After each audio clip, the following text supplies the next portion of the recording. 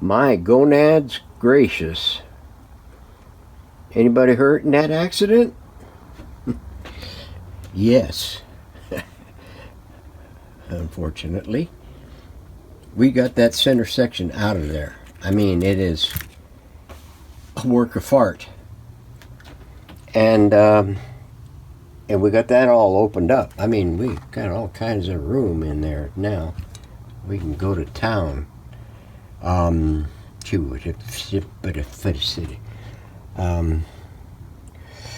We clipped everything that was leading off into Never Never Land there, and we decided to do it that way rather than to because it was easier to just pluck everything out of there. The real toughie was these underneath here. They go to the bottom side of the tuner section. So, and a couple of components here were right directly to the sockets. And then, you see here, we managed to... Now, what I'm going to do with this suppressor cap is I'm just going to leave it. I'm going to clean these off, or maybe just clip them here and get rid of the lugs on it. And because I don't want to drill these, I don't want to grind or drill these rivets out, because it'd be too difficult to try to get rivets back in it.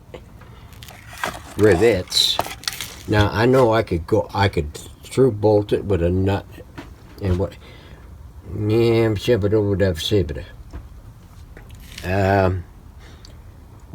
a nut and a bolt. It might be an option. I'll sleep on it. And we would just put a 3-position lug in here with a ground and do it that way. We're going to put one in here anyway for the E-caps. The transformer, you know, I was looking at the doggone thing very closely, and I noticed this taped off loop right here. This hole was for a different type of clamshell transformer. This one here isn't the original transformer for the set, I determined, because it has this additional tap on it, and I'm thinking this is a center tap 5-volt tap, and this must have come out of another radio chassis and adapted over to here, because it was, you can see here, it was taped in and whatever all that other stuff. So I just hoping this is going to be adequate enough to handle 7 tubes. Yeah, probably. Anyway, we got the antenna loop coil, or L1, whatever that one is. I think it's the antenna coil. Broke loose. They had it nut and bolted on one side, and a regular machine screw on the other side that was tapped into the chassis.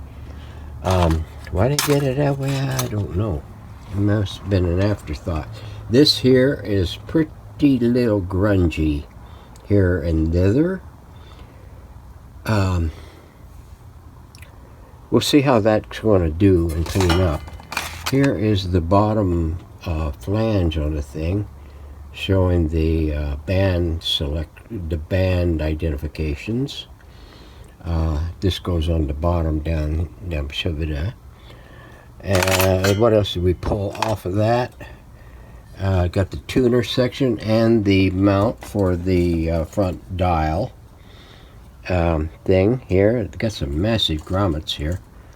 I'm gonna have to dig I'm gonna have to dig through the bins over at Ace and see what I can find, because all mine are the standard 1/4 inch ones.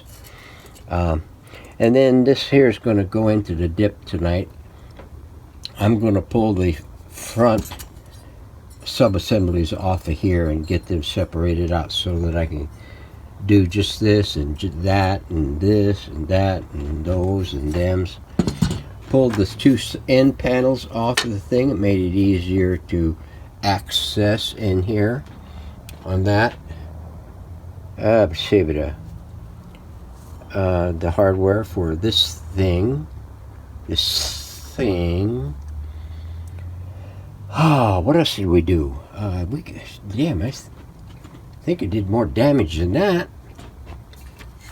Turn this thing up. Yabba dabba doo. We're gonna have to replace these leads, this loom, into the eye tube. It's just too far gone to start. To take it. If I got to take it apart, I'm replacing it. I don't want to slip. I don't want to slip no shrink tube all the way up through here and still have to deal with the doggone thing. I'm not sure if this houses a 1 meg resistor in there. I gotta check underneath here and see if that 1 meg is down in here, and if it's not, I'm probably going to have to go in here and check it and see it. And you know me with these things. I'm batting I think 90% on that. So the lamp wiring is going to get replaced and cleaned up and everything. This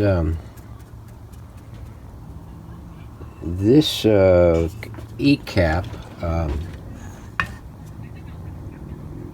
housing is riveted on here, and this one here I think is just a screw-on. It is a screw-on. I don't think it's soldered on there. No, it's not soldered on there. So I can take that one off because it's clipped anyway. They did this correctly, although not entirely adequately, but they at least clipped out the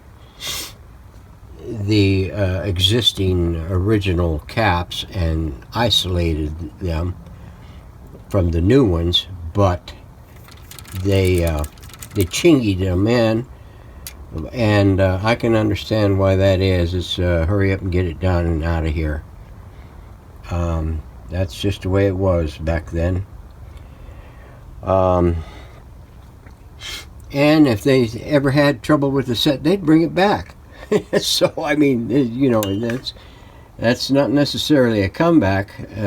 Comebacks are whenever they walk out the door, and the next day they're back there with another issue, with an additional issue. Well, let's see. Did I talk enough? So now what it's going to be is we'll continue on with I'll see about getting this one. I could go back and put screws back into this and screw it down, or something of that nature. This I can put back on like it is. These here, I'm going to leave those, and I'm going to scrub-a-dub-dub everything on top of here. And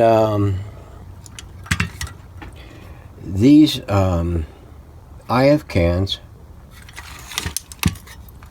juice, I think I can remove those pretty simply, and get them taken care of, slip them off, and so I can get the chassis fully cleaned and get the cans fully cleaned. I can put them in the dip and and scrub them up and get them all nice and spiffified. So I think that's what we'll do. We'll remove the volume control, and this thing here, I might have to mess with that and get it things. I might just take it out also. So yeah, I'm going to be a busy little bee for the next few days. The speaker, I don't think this is an original speaker to this radio. And the reason I say that is because, now I haven't looked at the parts list. There is a parts list to this thing. I think there was. I kind of seen one here on the end plate. That looks like a parts list, although you can never prove it, I don't think. Yeah, I think that is. But I didn't see a parts list in the schematic listings for this. I'm sure there might be somewheres. The reason why I say that is because down here it shows speaker field 1200 ohms, and over here it says 2000 ohms. Now I don't know, but I would think that this is not part of this radio. I'm gonna have to replace this cone, and I hope I can do it without wasting it. I need to get my feet wet on these here so I can get some water under my belt or in my shoes, so I can get some experience with dealing with those. I'm sure there's a good reason how to do it, but I'll have to investigate that. But I got cones for it anyway, for them that size anyway. So that's pretty much it for today. I'm gonna go rest my brain, what's left of it, and let it cool off, and have some lunch. So we're getting cool down here real quick. Our weather is changing. I noticed it's getting colder at night, in the mornings I should say. So you guys take it easy out there. Thanks for watching, and we'll see you on the next video. Hopefully something will be accomplished that I can get enough and I won't have to talk your ears off. So we'll see you on the next one. Have a great weekend.